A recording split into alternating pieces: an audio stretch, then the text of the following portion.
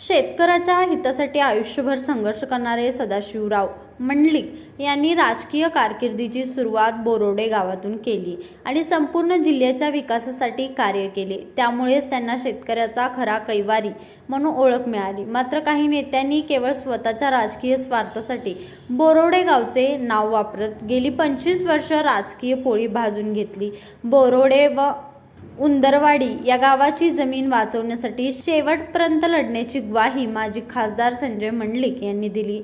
कागल तालुक्यातील बोरोडे येथे प्रस्तावित शक्तीपीठ महामार्गाला विरोध करण्यासाठी आयोजित बैठकीत ते बोलत होते। यावेळी पंचायत समिती सदस्य बालाजी फराकटे यांच्यासह ग्रामस्थ शेतकरी उपस्थित होते।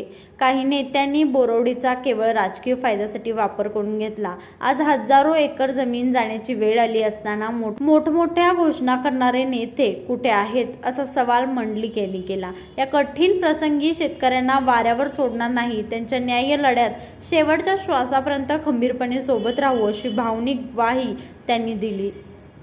यावेळी एम.आर. फराकटे, आनंदराव फराकटे, बाजीराव साठे, ज्योतिराम साठे, मारुती पाटील, बाळासो सूर्यवंशी, लहू सूर्यवंशी, सुनील मगदुम, चंद्रकांत चव्हाण, पांडुरंग खाडे, आनंदा फास्के, स्वप्नील फराकटे, विशाल मगदुम, सातप्पा मगदुम, अरुण सूर्यवंशी आदी उपस्थित होते।